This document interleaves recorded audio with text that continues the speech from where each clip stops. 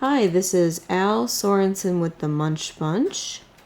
Every so often I get a request for a video on how to microchip goats in the ear fold instead of the tail webbing.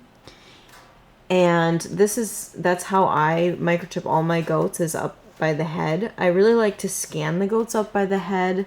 I just like the visual of kind of seeing that goat and knowing who it is, along with that information that comes up on my wand reader.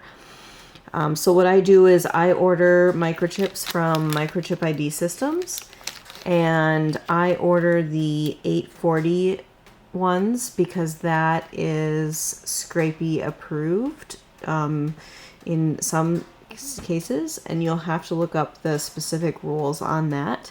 But that number goes along with this Scrapey program. So to get started, so the microchip is inside of here, and what you'll do is just take it out of the sleeve, and then at the time of this recording, it's fall, and I don't have any goats to microchip right now. So what we're gonna do is we're gonna use this goat right here. And so what we're talking about is putting the microchip right here between the head and the ear. You want the microchip to land in this spot right here. And so what I do to make sure that it does land there is I take this and I use the needle as a measuring guide. So where this tip ends, that's where I know that the microchip is going to end. And so then I know that I have to start here. In addition to that, I just want to point out that we're not putting the microchip into the cartilage of the ear. It just happens to sit between the head and where the ear actually begins.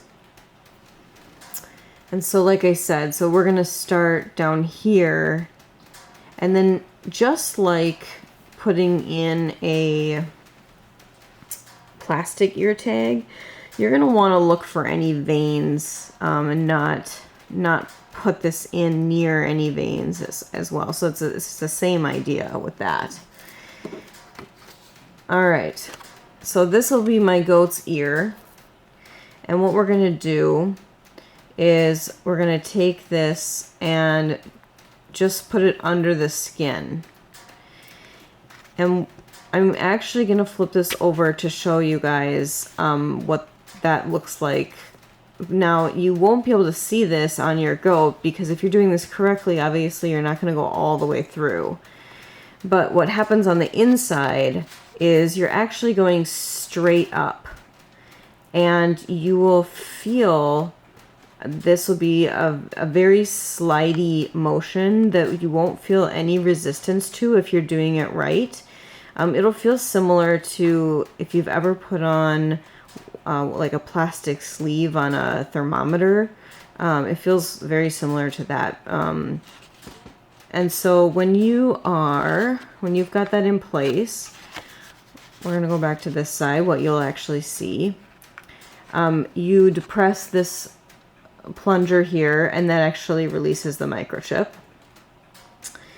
And then Microchip ID Systems says to give a little twist, which I've found, I don't know if that's necessary or not, but I think the bigger point is to sort of apply just a little bit of pressure with your finger while you're taking this out.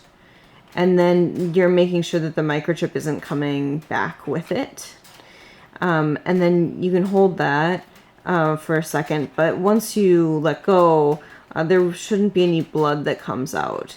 I have found that if you do hit a vein, the microchip is more likely to come out. It's not guaranteed to come out, but that's what I found when the microchip is not placed successfully, that vein was a problem.